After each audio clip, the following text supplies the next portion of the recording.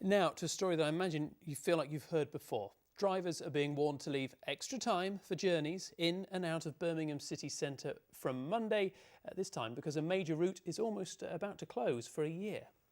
Work to lay new tram tracks means that from Monday, traffic will be banned from using Televised Circus. Andy Bevan has been assessing what it'll mean for motorists.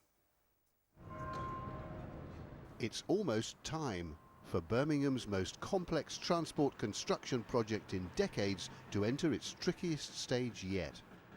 The Birmingham Westside Metro extension from Grand Central to Hagley Road is about to enter Broad Street, and even if you've never been on a tram or don't think you ever will, from next week it'll affect how you get around the city centre for months to come.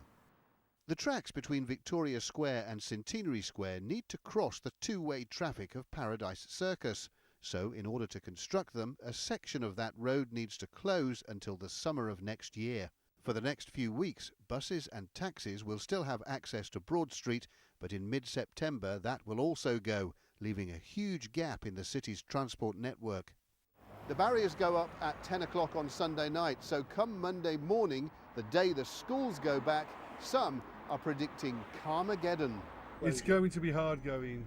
We'll have to do loads of detours all over the place. It's a nightmare as it is already, with people having to divert down here and going all the way around there. It's going to be a nightmare. I'm glad I'm not in Birmingham. We try to put out some signs there that'll take you to tourist attractions and destinations that the travelling public need to be at, and they hope that it keeps them away from the diversion area.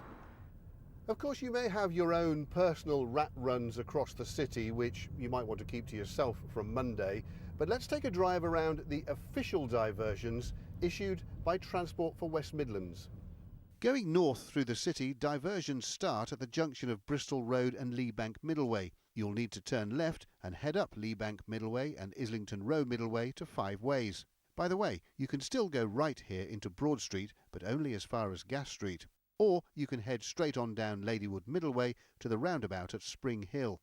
Go right there on Sandpits and you'll eventually rejoin Great Charles Street Queensway, where you can enter the Queensway tunnels out to the Aston Expressway and the M6.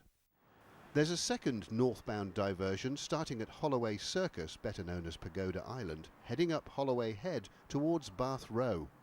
And from September the 21st, there'll be a new right turn from here at the top of Bath Row onto Islington Row Middleway and up to 5 ways. So if you come into Birmingham via the M6 and the Queensway tunnels, but your destination is, say, Edgbaston or the Hagley Road area, you should actually be able to get there much faster. The southbound diversion starts where Great Charles Street Queensway peels off left from the main A38 tunnels. There'll be no left turn at Paradise Circus, of course, but the newly built right filter onto Sandpits will remain open. Take that to the Spring Hill roundabout and then go left onto Ladywood Middleway, following the road over 5 ways onto Islington Row Middleway. Here you can either bear left onto Bath Row and head down to Holloway Circus, that's the Pagoda Island, or go straight ahead down Lee Bank Middleway to its junction with Bristol Road. The good news is that the Queensway tunnels through the city centre will remain open throughout this construction work, so the hope is congestion can be kept to a minimum. Will you be driving into work on Monday?